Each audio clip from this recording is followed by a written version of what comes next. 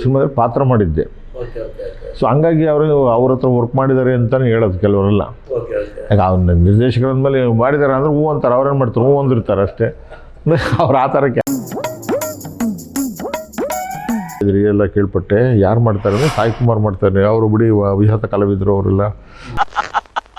ಆ ಗರ್ಭದಲ್ಲಿರೋ ಮಗುಗೆ ಇವನಪ್ಪನ ನನಗೆ ಯಾಕೋ ಡೌಟ್ ಆಗ್ತಾ ಇದೆ. ಒಳ್ಳೆ ಪುಟ್ಟಣ್ಣ ಕಣಗಲ್ ಸರ್ ಸಿಗಲಿಲ್ಲ, ಬಟ್ ಸಿದ್ಲಿಂಗಣ್ಣ ಸಿಕ್ಕರು. ಅದೇ ಲಾಸ್ಟ್, ಮತ್ತೆ ಅದೇ ಫಸ್ಟ್ ನೋಡಿದ್ದು. ಕಟ್ಟಿದ್ರು, ಗುದ್ದಿದ್ರು, ಹೋದ್ರು, ಅದೇ ಇರಲಿ ನೆನಪು ಅಂದ್ಬಿಟ್ಟು ಹಂಗೆ ಇಟ್ಕೊಂಡ್ಬಿಟ್ಟು ಬಂದ್ಬಿಟ್ಟೆ. ಪ್ರೀತಿನೇ ಆದ್ಯಾವೃತಂಗ ಆಸ್ತಿ ನಮ್ಮ ಬಾಳ್ವೆಗೆ. ಗುರೂಜಿ ನರೇಂದ್ರ ಶರ್ಮಾ ಅವಾಗಿನ ಗುರೂಜಿ ಆಗಿರಲಿಲ್ಲ. ಅರೇ ಎಲ್ಲ ಪುಟ್ಟಪ್ಪ ಯಪ್ಪ ಅಂದ್ಕೊಂಡ್ಬಿಟ್ಟು ಕಗ್ಗಂಟು ಮಾಡಿಟ್ಬಿಟ್ರು. ಅದು ಏನು ಅಂತಂದರೆ ಇಡೀ ಸಿನಿಮಾ ಕಗ್ಗಂಟೆ. ಅದರಲ್ಲಿ ಒಂದು ಹಾಡು, ಶರಾವತಿ ಹೋಟ್ಲಿಂದ ನಡ್ಕೊಂಡು ಹೋಗ್ತಾ ಇರುವಾಗ ಎದುರುಗಡೆ ಒಬ್ರು ಬಂದರು. ಸರ್ ಏನು ಸರ್ ನಿಮ್ಗೇನು ಒಂಥರ ಇದೇ ಇಲ್ಲ, ಹಂಗೆ ಹೋಗ್ತಾ ಇದ್ರಲ್ಲ ನೀವು ಅಂತ. ಇಲ್ಲ, ಈ ಥರ ಹೋಗಿದ್ದೆ, ಈ ಥರ ಆಯಿತು, ಒಂದು ಸಿನಿಮಾ ಮಾಡಬೇಕು ಅಂತ, ಏನೋ ಪ್ರಚಾರ ಮಾಡಬೇಕು ಅಂತ ಡಿಸೈಡ್ ಆಗಿದೆ ಅಷ್ಟೇ ಅಂತಂದರೆ, ಮತ್ತು ರಾತ್ರಿ 9 ಗಂಟೆಗೆ ಬಂದು ಪಿಕ್ಚರ್ ನಾನೇ ಪ್ರೊಡ್ಯೂಸ್ ಮಾಡ್ತೀನಿ ಸರ್ ಅಂತೇಳಿ ಅಲ್ಲಿಂದ ಚಾಲನೆ ಕೊಟ್ಟರು. ಆ ಥರ ಆಗಿದ್ದು ಕೈವಾರ ತಾತಯ್ಯ. ಯಾರು ಸರ್ ಪ್ರೊಡ್ಯೂಸರ್? ಶ್ರೀನಿವಾಸ್ ಅಂತೇಳಿ ಅವರು ಆ ಕಡೆ ಭಾಗದವ್ರೆ. ಅವರು ಕೈವಾರ ತಾತಯ್ಯ ಅವರೇ ಪ್ರೊಡ್ಯೂಸರ್? ಹೌದೌದು, ಲ್ಯಾಂಡರ್ ವರ್ಕ್ ಮಾಡಿ. ಸರ್ ಈಗ ನೀವು ಅಸಿಸ್ಟೆಂಟ್ ಆಗಿ ಅಸೋಸಿಯೇಟ್ ಆಗಿ ಏನು? ಇಲ್ಲ ಆ್ಯಕ್ಟ್ ಮಾಡ್ತಾ ಇದ್ದೆ. ಆ್ಯಕ್ಟ್ ಮಾಡ್ತಾ ಇದ್ದೆ. ಆವಾಗ ಫಸ್ಟ್ ಮಾಡಿದ್ದು ಮರ್ಡರ್ ಅಂತ, ಈ ಮಂಡ್ಯ ನಾಗರಾಜ್ದು. ಅವರು ಸಿನಿಮಾದಲ್ಲಿ ಪಾತ್ರ ಮಾಡಿದ್ದೆ. ಸೊ ಹಂಗಾಗಿ ಅವರು ಅವ್ರ ಹತ್ರ ವರ್ಕ್ ಮಾಡಿದ್ದಾರೆ ಅಂತಲೇ ಹೇಳೋದು ಕೆಲವರೆಲ್ಲ. ಯಾಕೆ ಅವ್ನ ನಿರ್ದೇಶಕರ ಮೇಲೆ ಮಾಡಿದ್ದಾರೆ ಅಂದರೆ ಹೂ ಅಂತಾರೆ, ಅವ್ರೇನು ಮಾಡ್ತಾರೆ, ಹೂ ಅಂದಿರ್ತಾರೆ ಅಷ್ಟೇ. ಅವ್ರು ಆ ಥರ ಕ್ಯಾರೆಕ್ಟ್ರು. ಅದರಿ ಅದು ಅಲ್ಲಿಂದ ಅದರಿಂದೊಂದು ಮಾಡಿದ್ದೆ. ಅದು ಸಣ್ಣ ಡಾಕ್ಯುಮೆಂಟ್ರಿ ಇಂಥವು. ಬಟ್ ಸಿನಿಮಾ ಅಂತ ಮಾಡಿದ್ದೆ. ಅಲ್ಲಿ ಪ್ರಕಾಶ್ ರೈ, ನಾನು, ಸುರೇಶ್ ಹೆಬ್ಳಿಕರ್, ಅಂಜಲಿ ಕಾಂಬಿನೇಷನ್ ಮಾಡಿದ್ವಿ ಅವಾಗ. ಸೊ ಅಲ್ಲಿಂದ ಸಿನಿಮಾ ಜರ್ನಿ ಸ್ಟಾರ್ಟ್ ಆಗಿತ್ತು, ಆ್ಯಕ್ಟಿಂಗ್ದಷ್ಟೇ. ಕೈವಾರ ತಾತಯ್ಯ ಶೂಟಿಂಗ್ ಸ್ಟಾರ್ಟ್ ಆದಮೇಲೆ ರಾಜ್ಕುಮಾರ್ ಸರ್ ಕರೆಸಿದ್ರು. ಡೈರೆಕ್ಟ್ರು ಯಾರು ಏನು ಅಂತೇಳ್ಬಿಟ್ಟು ತಾರಾ ಮೇಡಮ್ ಅವರು ಹೇಳಿದರು, ಅಪ್ಪಾಜಿ ಕರೀತಾರೆ ಹೋಗು ಅಂತ. ನಾನು ಮನೆಗೆ ಹೋದೆ, ಕರೆದ್ಬಿಟ್ಟು ಕೇಳಿದ್ರು, ನೀವು ಯಾರ ಹತ್ರ ಕೆಲಸ ಮಾಡಿದ್ರಿ ಅಂತ. ಇಲ್ಲ, ನಾನು ನಿಮ್ಮ ಸಿನಿಮಾ ನೋಡೋಕೆ ಕಲ್ತಿದ್ದು ನಾನು ಅಂದೆ. ಭಾಳ ಸಂತೋಷ ನೋಡಿ, ನಮ್ಗೆ ಈ ಥರ ಪಾತ್ರಗಳು ಮಾಡೋಕ್ಕೆ ಭಾಳ ಇಷ್ಟ. ಆದರೆ ಸ್ವಲ್ಪ ಇದೆಲ್ಲ ನೋವುಗಳಿದೆ. ಭಾಳ ಅದ್ಭುತ ಕೈವಾರ ತಾತಯ್ಯ. ನಾನು ಆವಾಗ ತುಂಬ ಚೆನ್ನಾಗಿ ಮಾಡ್ಬೋದಿತ್ತು, ಈಗ ಭಾಳ ಚೆನ್ನಾಗಿ ಮಾಡ್ತಾಯಿದ್ರಿ ಎಲ್ಲ ಕೇಳ್ಪಟ್ಟೆ. ಯಾರು ಮಾಡ್ತಾರೆ ಅಂದರೆ ಸಾಯಿ ಕುಮಾರ್ ಮಾಡ್ತಾರೆ. ಅವರು ಬಿಡಿ ವಿಜಾತ ಕಲಾವಿದರು ಅವರೆಲ್ಲ. ಎಲ್ಲದಕ್ಕೂ ಒಗ್ಗುತ್ತಾರೆ, ಇಡೀ ಕುಟುಂಬ ರಂಗಭೂಮಿಯನ್ನು ಕಂಡಂಥದ್ದು ಅಂತ ಎಲ್ಲ ಮಾತಾಡಿದರು ಅವರು. ಅದಾದಮೇಲೆ ಪಾರ್ವತಮ್ಮರು ಮಾತಾಡಿದರು. ಅದಾದಮೇಲೆ ವಿಷ್ಣು ಸಾರ್ ಕರೆಸಿದರು. ಸೊ ಹಿಂಗೆ ಒಬ್ಬ ನಾಗಭರಣ ಸರ್ ಫೋನ್ ಮಾಡಿಬಿಟ್ಟು, ನಾನು ನಾಗಭರಣ ಕಂಡ್ರಿ ಅಂತಂದರು. ಸಾರ್ ಅಂದೆ, ನಿಮ್ಮ ಸಿನಿಮಾ ನೋಡ್ಬೇಕಲ್ರಿ ನಾವು ಅಂತಂದರು. ಸರ್ ಈ ಥರ ರೇಣುಕಂಬದಲ್ಲಿ ಹಾಕಿದ್ದೀನಿ ಸರ್ ಅದೇ ಬಂದು ನೋಡಿ. ಅವರು ಬೆಸ್ಟ್ ವಿಶಸ್ ತಿಳಿಸಿದರು. ಸಿದ್ಲಿಂಗಣ್ಣ ಅವ್ರ ಮುಹೂರ್ತಕ್ಕೆ ಫೋನ್ ಮಾಡಿದೆ. ಸರ್ ನಾನು ಈ ಥರ ಅಂದ್ಕೊಂಡಿದ್ದೆ ಸರ್, ನಿಮ್ಮನ್ನು ಅಲ್ಲೇ ನೋಡ್ಬೇಕಂತ ಅಂದ್ಕೊಂಡಿದ್ದೆ. ಅದೇ ಪತ್ರ ಬರಿತಿದ್ದಲ್ಲಯ್ಯ, ಕಣೆ ಕಾರ್ಡ್ ಬರಿತಿದ್ದೆ, ಪತ್ರ ಬರಿತಿದ್ದೆ. ಭಾಳ ಜ್ಞಾಪಕ ಇತ್ತು ಕಣೆ, ನಿನ್ನ ಹೆಸರು ಬಿಡ ಬರ್ತೀನಿ ಅಂದ್ಬಿಟ್ಟು.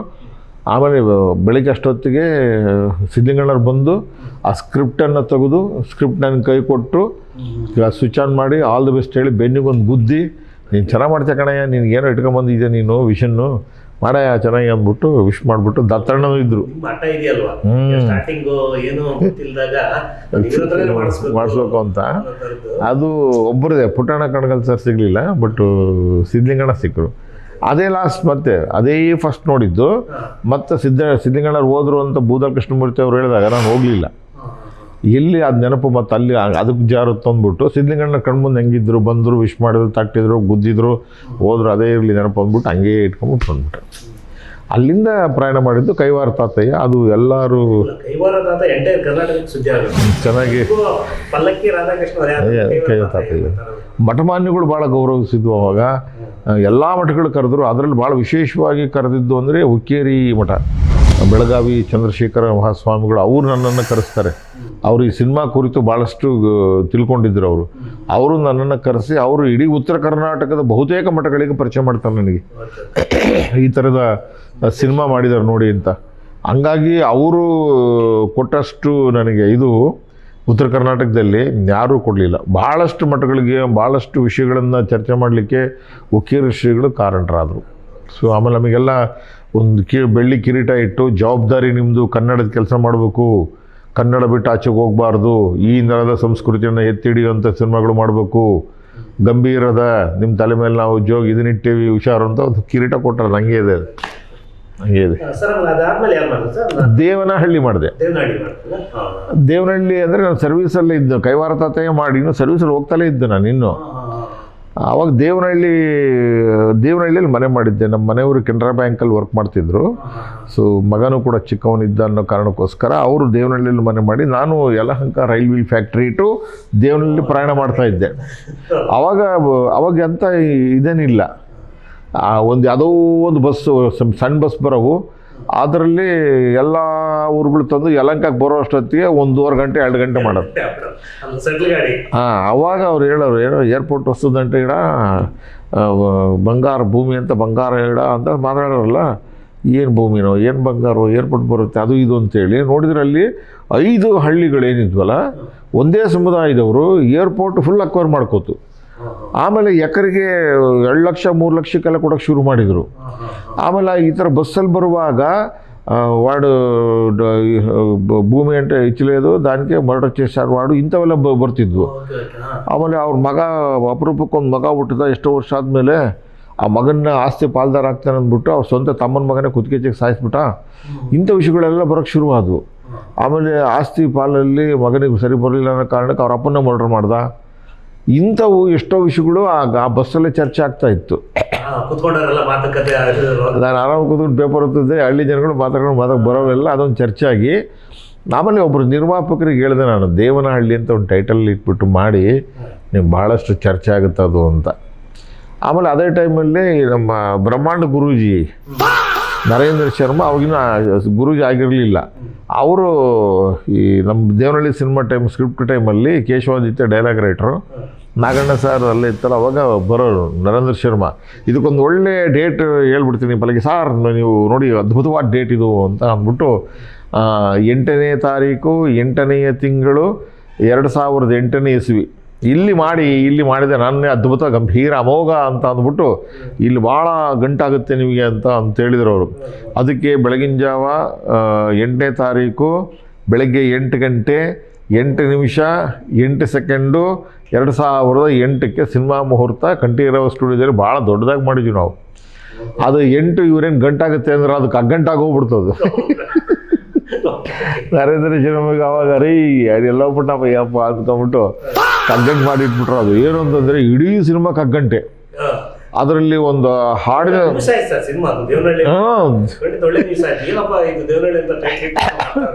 ದೇವನಹಳ್ಳಿ ಇದರಲ್ಲಿ ಮುಖಪುಟ ಇದರಲ್ಲಿ ಹಾಯ್ ಬೆಂಗಳೂರು ಪತ್ರಿಕೆಯಲ್ಲಿ ಒಂದು ಕಡೆ ರವಿ ಬೆಳಗೆರೆ ಸರ್ ಅವರು ದೇವೇಗೌಡರ ಫೋಟೋ ಹಾಕಿದ್ರು, ಪಕ್ಕದಾಗ ದೇವನಹಳ್ಳಿ ಅಂತ ನನ್ನ ಫೋಟೋ ಹಾಕಿದ್ರು. ದೇವೇಗೌಡ ವರ್ಸಸ್ ದೇವನಹಳ್ಳಿ ಅಂತ ಹಿಂಗೆ ಫೋಟೋ ಹಾಕ್ಬಿಟ್ಟು ಈ ಮೈನ್ ಹಾಕ್ಬಿಟ್ಟು ಹಿಂಗೆಲ್ಲ ಬರೋದು, ಏನು BJP ಅವರೆಲ್ಲ ಸೇರಿ ಏನು ಮಾಡ್ತಿದ್ದಾರೆ, ಇವ್ರ ಕಡೆ ಮಾಡಿಸ್ತಿದ್ದಾರೆ ಅಂತ ಹಿಂಗೆಲ್ಲ ಏನೇನೋ ಸುದ್ದಿಯಾಗಿ, ಆಮೇಲೆ ಅದರಲ್ಲಿ ಹಾಡಿನ ಸಾಲುಗಳು ಕೂಡ ಚರ್ಚೆ ಆದವು. ಅಂದರೆ ಅವರೇ ದಾಖಲಿಸಿದಂಥ ಸಾಲುಗಳನ್ನೇ ಹಿಡ್ಕೊಂಡು ನಾಡಿಗೆ ನಾಡು ಸುಡುಗಾಡಾಯಿತು, ಊರಿಗೆ ಊರೇ ಎಕ್ಕುಟ್ಟೋಯ್ತು, ಲಂಡನ್ನಲ್ಲಿ ಮಗು ಆಯಿತು, ಮಹಾಮಂತ್ರಿಗ ನಮ್ಮ ರಾಧವ್ವಾಗ ಗಿಯಾ ಗೀಯಗ ಅಂತ ಒಂದು ಸಾಂಗ್ ಬರೆದಿದ್ದೆ. ಅದೇನಾಯಿತು, ಇವರು ಮುಖ್ಯಮಂತ್ರಿನ ಟಾರ್ಗೆಟ್ ಮಾಡಿದಾರಲ್ಲ ಅಂಥೇಳಿ ಎನ್ಕ್ವೈರಿ ಶುರುವಾದಾಗ ಅದು ನನಗೆ ಸಣ್ಣ ಕ್ಲೂ ಸಿಕ್ಕಿತ್ತದು. ಆ ಕ್ಲೂವಿಂದ ದೊಡ್ಡದಾಗಿ ಓಪನ್ ಆಗೋಗ್ಬಿಡ್ತು. ಅಲ್ಲಿಂದಲೇ ಈ ಚರ್ಚೆ ಆಗಿದ್ದದು. ಆಮೇಲೆ ಇವತ್ತಿನ ಭಾಳ ದೊಡ್ಡ ಕನ್ನಡಕ್ಕೆ ದೊಡ್ಡ ಸ್ಥಾನಮಾನ ಕೊಟ್ಟಿದ್ದು ಭಾರತ ದೇಶದಲ್ಲಿ ದೇವೇಗೌಡರು. ಅವರೊಂದು ಮಾತನ್ನು ಹೇಳಿದರು ದೇವೇಗೌಡರು. ಆ ಸಾಲನ್ನು ಮುಂದುವರಿಸಿದೆ ನಾನು. ನೆಲ ಹಿಡ್ಕರು ಹೆಚ್ಚಾಗಿ ಹೋದ್ರು, ತಲೆ ಹಿಡ್ಕರು ಶ್ರೀಮಂತರಾದರು, ಕನ್ನಡ ನಾಳಲ್ಲಿ ಹುಟ್ಟಬಾರ್ದಿತ್ತು ದೇವೇಗೌಡರು ಅಂದರು ದೇವರಾಣೆಗೂ ಗೀಯಾ ಗೀಯಾ ಅಂತ ಬರೆದೆ. ಅದು ಅವರೇ ಹೇಳಿದ ಸಾಲದು. ಅದು ಚರ್ಚೆ ಆಯಿತು. ಆಮೇಲೆ ನನಗೊಂದಿಷ್ಟು ಫೋನ್ ಬರೋಕ್ಕೆ ಶುರುವಾದವು, ಒಂದಿಷ್ಟು ಕಂಪ್ಲೇಂಟ್ಗಳು ಶುರುವಾದವು. ನಾನು ಹೇಳಿದ ವಾಸ್ತವ ಸತ್ಯ ಅವ್ರು ಏನು ಹೇಳಿದ್ದು ಅದನ್ನೇ ತಂದಿದ್ದೀನಿ ಬಿಟ್ಟರೆ ಬೇರೆ ಏನಿಲ್ಲ. ಬಟ್ ಇದನ್ನ ಮಗು ವಿಷಯ ಹೆಂಗೆ ಗೊತ್ತು ನಿಮಗೆ ಅಂತ ಹಿಂಗೆಲ್ಲ ಚರ್ಚೆ ಮಾಡಿದ್ರು ಅವಾಗ. ಅದಾದ್ಮೇಲೆ ಸುದ್ದಿ ಆಗಿ ಅದು ಕನ್ಫರ್ಮ್ ಆಗೋಯ್ತು. ಅವಾಗ ಸ್ವತಃ ಅವರ ಇವರು ಸಂಬಂಧಿಕರು ಬಂದು ಆ CD ತೊಗೊಂಡೋಗಿ ಡಾಕ್ಯುಮೆಂಟ್ ಮಾಡಿ ಇಟ್ಕೊಂಡ್ರು. ನೀವು ಕೊಟ್ಟಿದ್ದ ಡಾಕ್ಯುಮೆಂಟ್ ಅಥೆಂಟಿಕ್ಕು ನಮಗೆ ಬೇಕು ಅದಕ್ಕೆಲ್ಲ ಅಂತ ಅದು ತಗೊಂಡೋದ್ರದು. ಸೊ ಇಂಥವೆಲ್ಲ ದೇವನಹಳ್ಳಿ ಸಿನಿಮಾದಲ್ಲಿ ರಿಯಾಲಿಸ್ಟಿಕ್ಕಾಗಿ ಏನೇನು ನಡೆದಿತ್ತು ಅದನ್ನು ತೊಗೊಂಡೋದೆ. ಏನಂದರೆ ವಿದ್ಯಾರ್ಥಿಗಳ ಜೊತೆಗೆ ಹಳಬರನ್ನ ಇಟ್ಕೊಂಡು ಮಾಡಿದ್ದದು. ವಿದ್ಯಾರ್ಥಿಗಳು ಭಾಳ ದೊಡ್ಡ ಮಟ್ಟಕ್ಕೆ ತಮಿಳು ಸಿನಿಮಾಗಳಿಗೆಲ್ಲ ಹೋಗ್ಬಿಟ್ರು. ಬಟ್ ಅಲ್ಲಿ ಹೋದಂಥವ್ರು ಅಲ್ಲಿ ಪಿಕ್ಚರ್ ಮಾಡ್ತಾ ಇದನ್ನು ಮರ್ತ್ಬಿಟ್ರು, ಫಿನಿಷಿಂಗ್ ಪಿಕ್ಚರ್ನ ಮರ್ತ್ಬಿಟ್ರು. ಹಂಗಾಗಿ ದೇವನಹಳ್ಳಿ ಸರಿಯಾಗಿ ಹಿಂದೆ ಮುಂದೆ ಬ್ಯಾಲೆನ್ಸ್ ಆಗಿ ಇವರು ಆ ಕಡೆ ಈ ಕಡೆ ಎದುರಿಸೋರೆಲ್ಲ ಶುರುವಾಗಿದ್ದರು. ಅವಾಗ ಇನ್ನು ಸರ್ವಿಸಲ್ಲಿ ಇದ್ದೆ ಅವಾಗ. ಅದು ಮಾಡಿಕೊಂಡು ಡ್ಯೂಟಿ ಮಾಡಿಕೊಂಡು ಇದನ್ನು ಮಾಡಿಕೊಂಡು ಅವ್ರನ್ನ ಎದುರಿಸ್ಕೊಂಡು 2012ಕ್ಕೆ ಸಿನಿಮಾ ಬಿಡುಗಡೆ ಮಾಡಿದ್ದು. 12ಕ್ಕೆ ಬಿಡುಗಡೆ ಮಾಡ್ತೀನಿ, ಬೆಳಗ್ಗೆ ಕೋರ್ಟಿಂದ ಒಂದು ಸ್ಟೇ ಆರ್ಡರ್ ಬಂತು.